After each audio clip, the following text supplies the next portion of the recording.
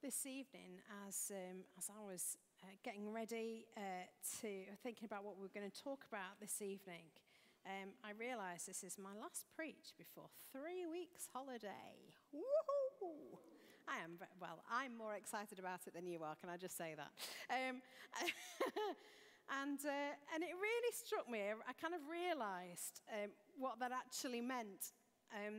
Now, I realise that some of you have already done your holidays and everything else so far this summer, and some of you have yet to go on them, and some of you are kind of sitting there going, don't get to go on holiday. And I get that, and my apologies if it feels like I'm rubbing salt in the wound. But I did feel that actually this evening I wanted to talk about the importance, not of going on holiday, but of what it means for us.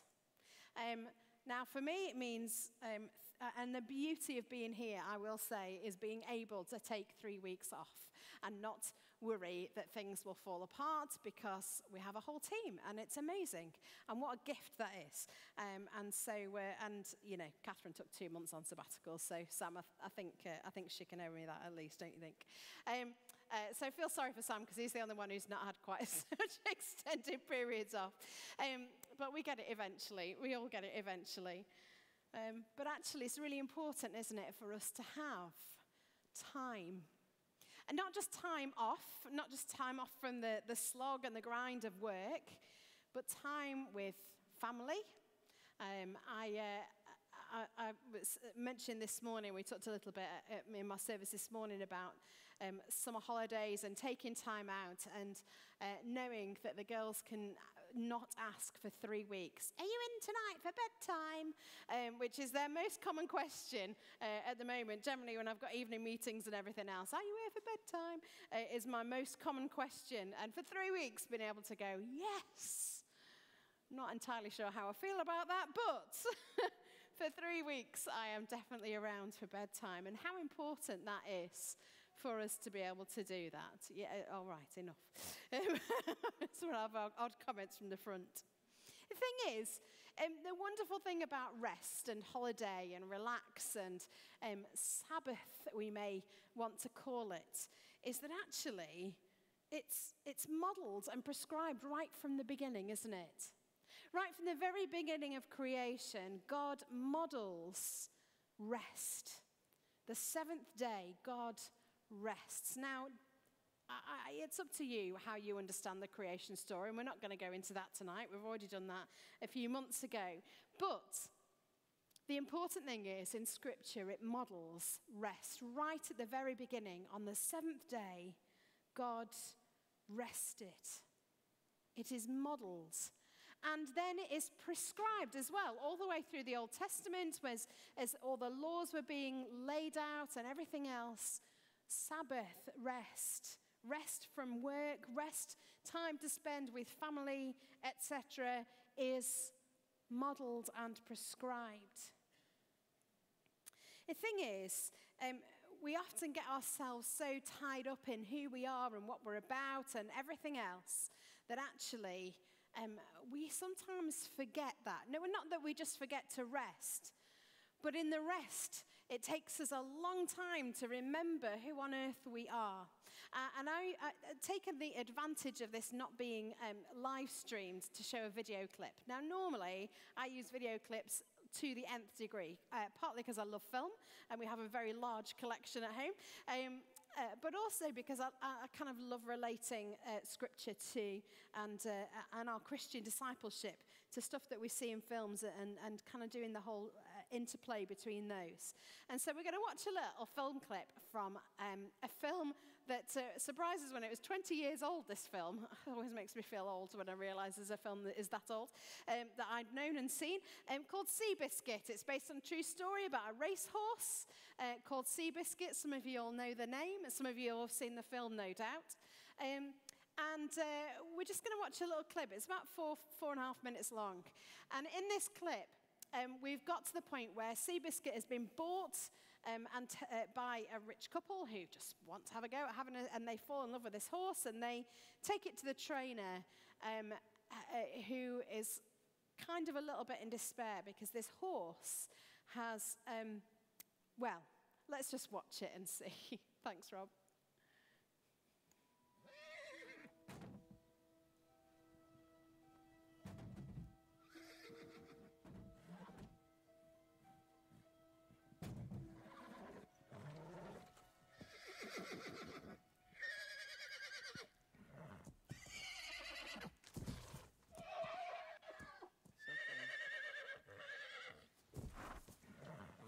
Not afraid of you. Sure. I know. I know what you're all about.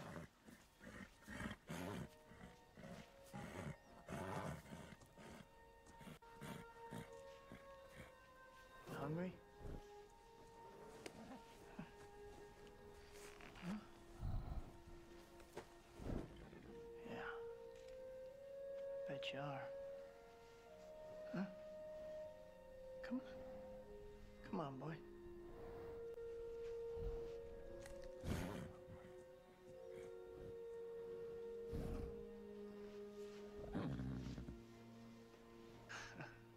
Yeah. Why don't you just breeze them around one turn, give the folks a look. Great. Red Pollard, Mr. and Mrs. Howard. Hi. Hello? Well, we'll just be moving on.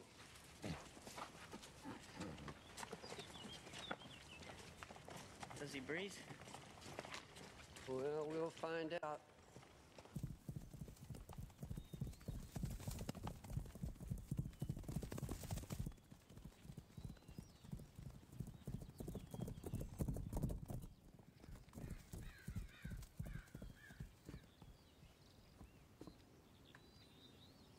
Seems pretty fast. Yeah, in every direction. Hell, he's so beat up, it's hard to tell what he's like. I just can't help feeling they got him so screwed up running in a circle, he's forgotten what he was born to do. He just needs to learn how to be a horse again. Well, how do you do that?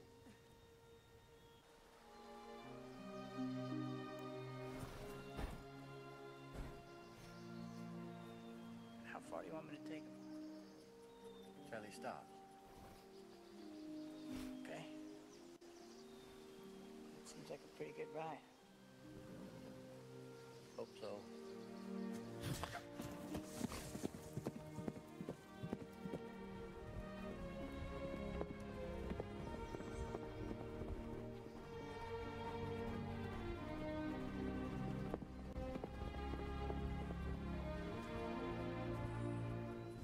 Is it, boy? Yeah, all right.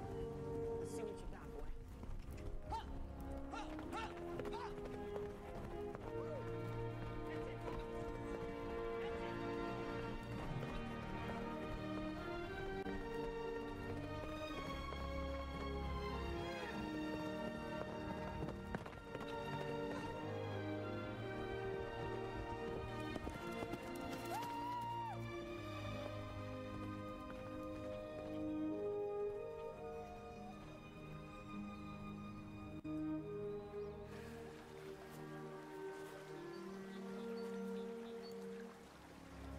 At least it wasn't expensive. No, that's true.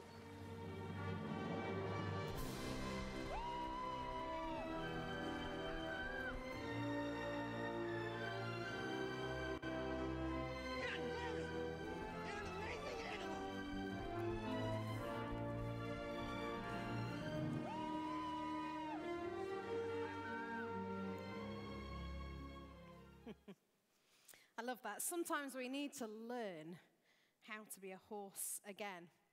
If that's the only thing you take away from tonight, then great. And I hope you can work out where I'm going with that. Sometimes we need to learn how to be ourselves again. And not just ourselves, but the selves that God created us to be. I love that moment. It's really hard to hear kind of properly on the soundtrack. And as Tobey Maguire's character, he kind of recognizes the phenomenal nature of this horse, as this horse is just allowed to play and to be free and not restricted to the race course and doing exactly what it's told all the time and doing its job, but allowed to just run. And he utters those words. He says, "You are an incredible animal." Sometimes I wonder whether we allow ourselves the space to allow God to speak those words to us. You are an incredible human being. And whether we allow ourselves to tell ourselves, you are an incredible human being. I sometimes wonder when in Scripture, it's not just prescribed and modeled in creation, but Jesus continues it, doesn't he? All the way out through the Gospels, Jesus is taking time out with his Father. He goes up a mountain, or he goes across a lake, or he goes here, there, and everywhere, and takes time out to be with God. And I often wonder what that actually looked like. Now, I've heard plenty of sermons preached, I probably preach one myself, about the importance of taking time out and praying, and there you go, that's what Jesus did. But I often wonder whether actually Jesus taking time out with God, with the Father, was more about God reminding him what he was about and how loved he was and who he was and what he was there for, rather than instruction giving and saying, right, this is what's coming up next. Okay, this is what you need to do. The thing is, when Jesus took time out, it was twofold. Sometimes he took time out before. So we've got in Luke 6, for example, Jesus takes time out. He goes overnight and to spend time with the Father, and then comes back and chooses the 12 disciples. He takes time out in preparation. But also, we have the story of the feeding of the 5,000, and afterwards, Jesus took time out for restoration. You see, rest is both resting in God's presence, and rest with the Father is both preparation and restoration. So what does it mean for us to find our rest in God? Psalm 62, first couple of verses. For God alone, my soul waits in silence. From him comes my salvation. He alone is my rock and my salvation, my fortress. I shall never be shaken. Other translations remind us and translate it as, my soul finds rest in God alone sometimes. My soul finds rest in God. I think sometimes when we take time out, or especially when we take time out with God, or we kind of think that it must be some kind of meaningful time. And we put pressure on ourselves, I must spend hours in prayer, and I must spend hours reading my Bible, I must spend time doing this, that, and the other. Actually, I don't think it needs to be as meaningful or as full of spiritual, I couldn't quite think of the word, so I'm going to use the word meatiness, spiritual meatiness, as we think that it might need to look like. I was fortunate to have my sabbatical last year. It was delayed, and I went on retreat for 5 days. Believe it or not, I went on a silent retreat. Yeah, I know. It was not easy. But I went on a silent retreat, although I did discover the joy of at least half an hour a day I would meet with a spiritual director and we would chat. So that was like my respite from the silence. And he challenged me. I said, I'm going to go to the beach today. I'm just going to go and sit on this sort of pebbly beach and go and chill out on the beach. And he said, right, okay. I want you to go and read the story of Jesus, the kind of post-resurrection story of Jesus with the disciples on the beach, where he cooks them breakfast on the beach, where he goes and they come in from fishing overnight, and there is Jesus cooking a barbecue on the beach. He said, why don't you go and read that story and just reflect on it? And so I did. I went to the beach and took my Bible and took my notebook, and I was like, right, okay, come on, God. Tell me what you need me to tell. You know, let me hear what you need me to hear today. And I read the story a couple of times. And I closed my eyes and laid back and heard the sound of the waves lapping on the beach, and that kind of beautiful sound of the waves going back through the shale, through the stones. You know, that kind of ripply noise. It's fabulous, isn't it? And then I reread the story, and just as it was talking about Jesus cooking the breakfast, somebody had obviously decided to go and take a barbecue and cook some bacon for their breakfast down the beach. And so this lovely waft of bacon hit my nose. And so I was listening to the sounds of the sea and the smells of breakfast, kind of going, God, this is what this is about. This story is not about, for me, what I need to hear from you today is not some deep theological treatise about post-resurrection appearances. What I need to hear from you today is that you are bothered about the whole of me. You're bothered about what I hear and what I smell and my experiences. It was blissful to rest with God in that story. Not for me to come away with any brilliant sermon illustrations, although there you go, I've got one already, so there we go. Quitting, but rather to rest in God's presence. It wasn't deeply spiritually meaty, but it was about spending time with God. And I kind of think, how often do we not do that? How often when we spend time with God do we think, oh, you know, I need to hear all of God. So when we were worshiping earlier, and I'm stood there kind of going, right, God, I hope you're going to give some words to people tonight, and it's going to be great, and everything else. And then I honestly kind of went, oh, God, no, that's not what I'm talking about tonight. That's obviously not what you want to say tonight. What you want to say, I think, is just come and be and rest. For what do we miss out when we don't take that time out? What do we miss out on? We miss out on time with loved ones often when we get so focused on everything else and we don't spend time, but we miss out on experience, on experiencing God.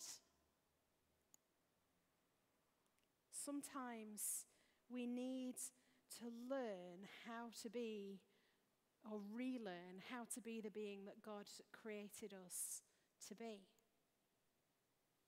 And so if you are going on your summer holidays, or if you've been on your summer holidays, that's great. But actually, you know, whilst it feels like a really sensible time to be talking about this, I think we could do it at any point in the year, because let's face it, we all need time out sometimes. We all need time out, and we need it not just once a year, but actually sometimes we need it daily, if not weekly or monthly. Time out to spend in God so that we can play and relearn how to be a horse again. Relearn how to be the beautiful human being, the wonderful, precious, divine human beings that God created each one of us to be.